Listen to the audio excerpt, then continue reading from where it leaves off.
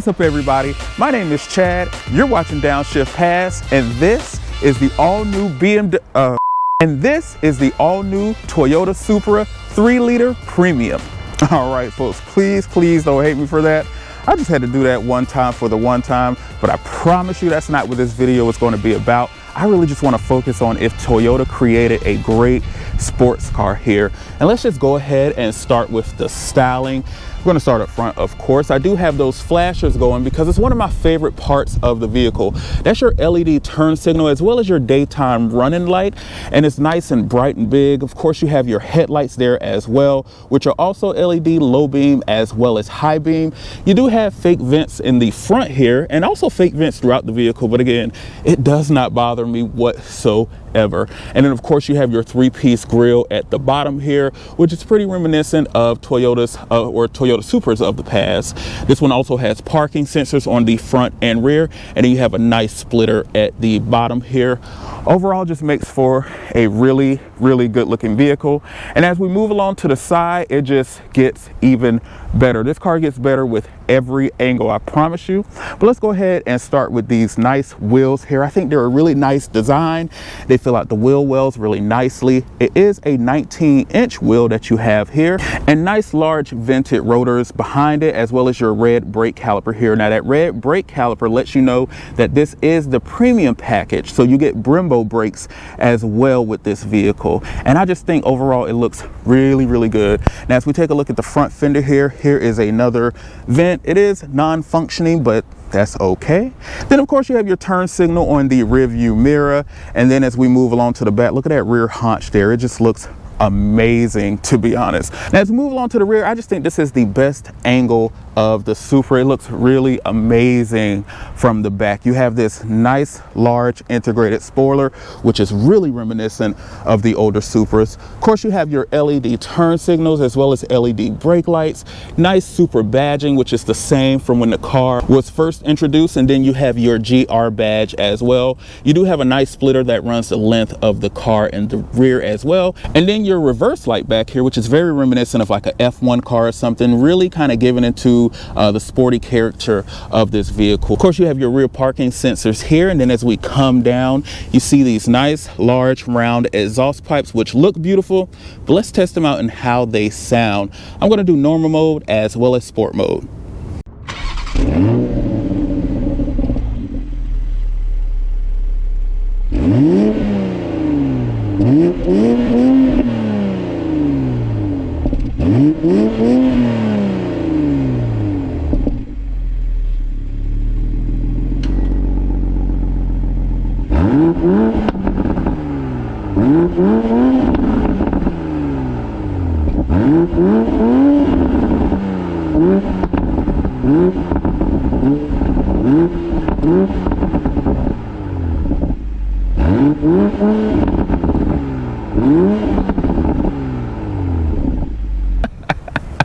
Really all I can do is just laugh, but you know what? I want to know what you think. Let me know in the comments below what you think on the exhaust of this Toyota Supra, this inline 6-cylinder engine. Now if you loved it, go ahead and hit that subscribe button. If you liked it, hit the subscribe as well as the like button.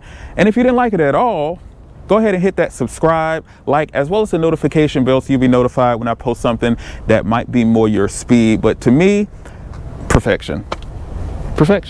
You thought so too? Yeah, perfection, right? Yeah.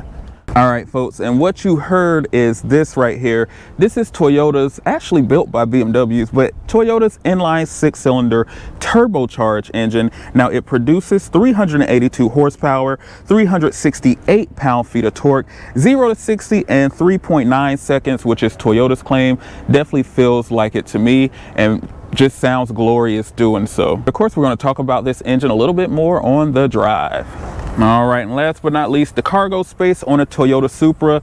This is a really small car, guys, a lot smaller than I anticipated, but your cargo space is going to be 10.8 cubic feet of space. This is a 2-seater and it just passes through, so you're able to slide things in if you really need that additional cargo space. Nothing under this mat here, and of course you have your 2 speakers. This does have the upgraded JBL audio system. Stick around for the audio test to see what that's about. All right, folks, and getting into the Toyota Supra, here is your key. Have your unlock unlock, lock, as well as your trunk release and a panic button. But if you want to lock and unlock the car with your hand, you just put your hand on the handle to do so. There's a little nudge here that will lock it. Hand behind the handle will unlock it. You do have power fold mirror as well. So we'll just open the door here, and this is the interior of the Toyota Supra, and I'm going to go ahead and hop in and get it started up. Now I will say, be extremely careful getting in this car because you will bust your head on this thing at least once. I'm 5'8" and I struggle getting in and out this car,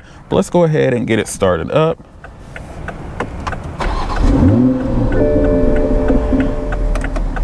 And maybe let's see here. Wow, I hope that's picking up on the camera. Glorious. All right, folks, and here inside the cabin of the all-new Toyota Supra, it's a very familiar place. If you have been inside a BMW, I would be remiss if I did not mention that. From the switch gear to the headlight controls to the buttons, take a look at my last BMW X5 review and it'll look very, very familiar to you. Now, materials in here are just okay. For an almost $60,000 car, I expected more, but Toyota definitely put all their engineering into the drive of this car, and of course we're going to talk about that. Of course, you have your automatic headlight control here, power window switches, one touch up and down, as well as your power fold mirrors. And coming along to the center gauge here, this is going to be your gauge, which is half electronic, half analog, and it's really nice because you can actually touch this here, which I think is really, really cool. Little neat little Easter egg or feature. This steering wheel though is just, I'm not a fan. It's very thin, doesn't give you much support. You do have your grips here at 10 and 2, but it could be a lot thicker. All the space that they use for this should have been here. Looks like a bumper car to me, but you do have your cruise control buttons here. This does have an automatic cruise control with that additional package, and then on the right side you do have all your steering wheel controls. Of course, you have your paddle shifters here, which has a nice tactile feel. Feels really good to me. Coming along to the middle screen here, this is an 8.8 inch screen, which I could ask for it to be a little bit bigger, but again, this car is not about that. It's all about the drive. Now if I stick it into reverse, you do have your rear view camera here as well as trajectory, and then on this side is your parking sensor, so the car will tell you how close you're getting to with sound as well as coming up on the screen here. And then you can also change the brightness and different features here. You do have your standard vents here as well, which again, I appreciate cars that keep it simple with the vents.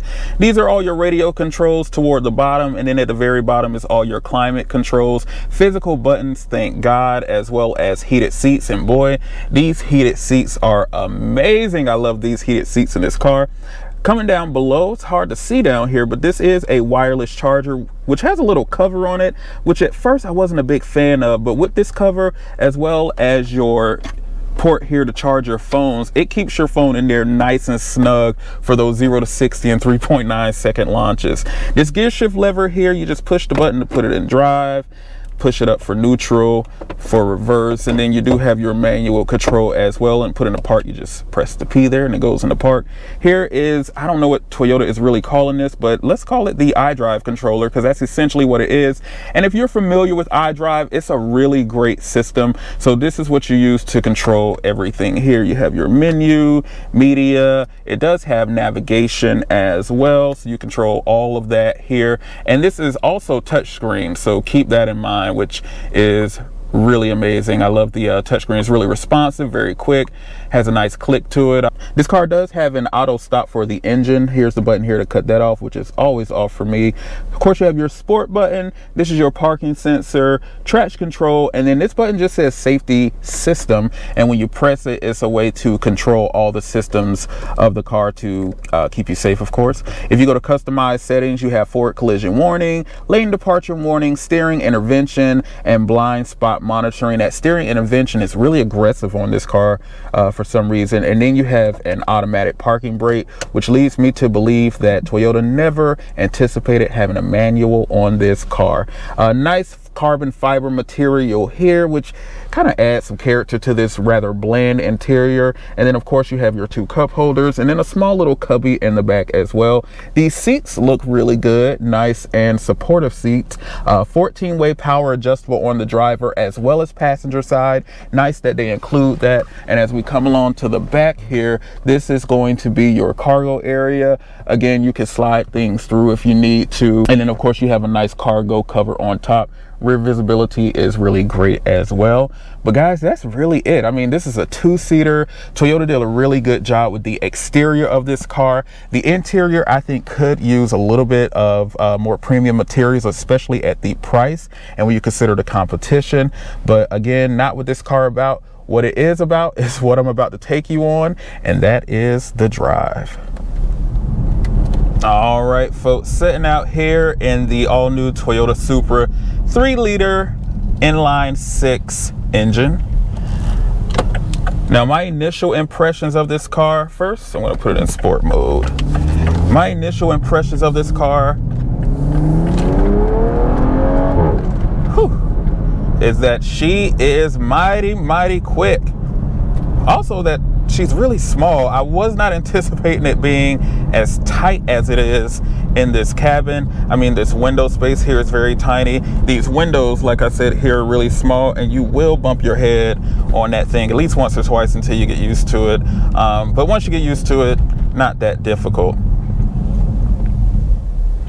I'm gonna run it one more time and see if the exhaust picks up.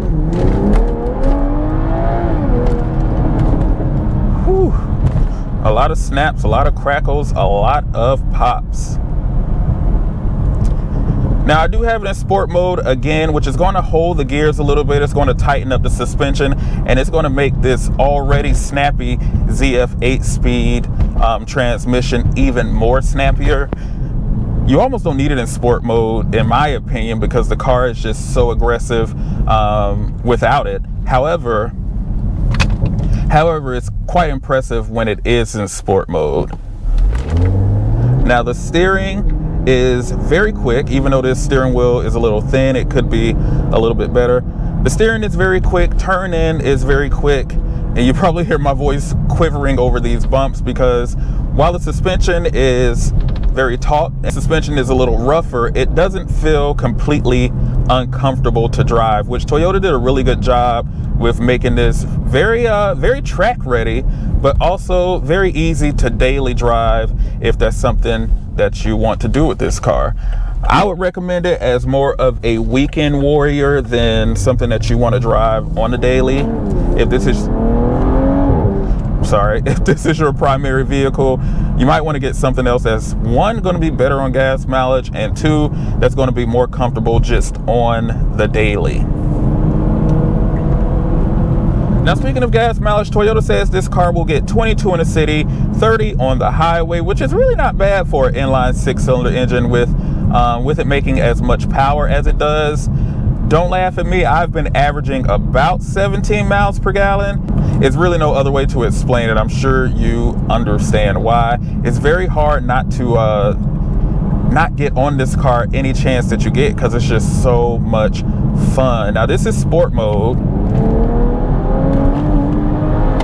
and you see how quickly that transmission responds. Now if I take it out of sport mode here, I'm gonna get around this corner and try it one more time.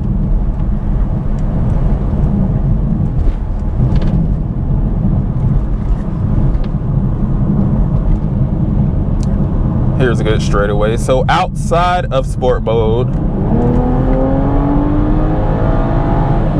there's a little bit of hesitancy in the transmission, but trust me, it's not anything that you're really going to notice or that's going to bother you. It's still very much a quick shifting transmission. Paddle shifters are also quick. Again, 8 speeds to go through. Now if I put it back in its sport setting and start using the paddle shifters, you get that snap, crackle, and pop in the back, which I love.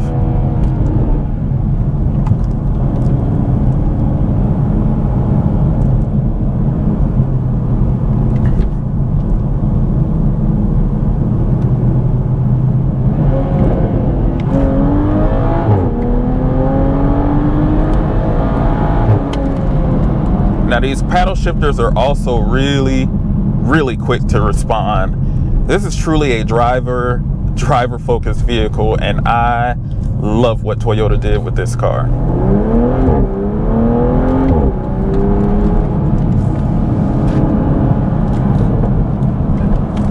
And as we merge onto the highway here in typical Atlanta traffic, the further I drive, the more it'll open up. But this is when you really start to notice that this car is, like I said, something you can drive daily, but you might not be the most comfortable doing. Road noise coming in is not terrible. The tires that it rolls on are really good tires, so they block out a lot of the road noise. However, they are a 19-inch wheel, so they're not the most comfortable, especially over these highway bumps. It's not something I would probably take on a very long road trip personally, but when you don't have it in sport mode, the transmission isn't just as abrupt and aggressive as it is in sport mode. It's not the most uncomfortable car that you could be in. Now, an additional luxury this car also have is the upgraded JBL audio system. 12 speakers in this tiny cabin, 2 right behind me, 500 watts of power. And I've had a chance to listen to it in my time of testing this vehicle, but now it's your turn to listen to it. So you guys tell me what you think on this audio test.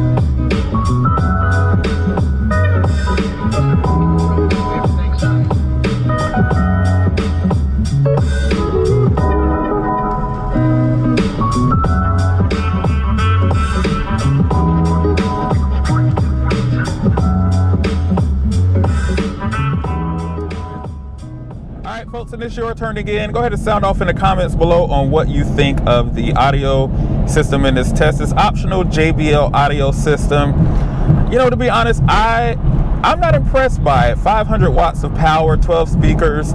I just expected a little bit more. It almost sounds a little puny, if that makes sense. The bass is just absolutely too boomy. I had it cut to 0, medium, as well as at its highest setting for the bass. Played with the treble as well as the equalizer, just the whole equalizer a little bit. And it was not my favorite audio system in this car. However, what does sound amazing is the audio track that this inline 6-cylinder engine makes.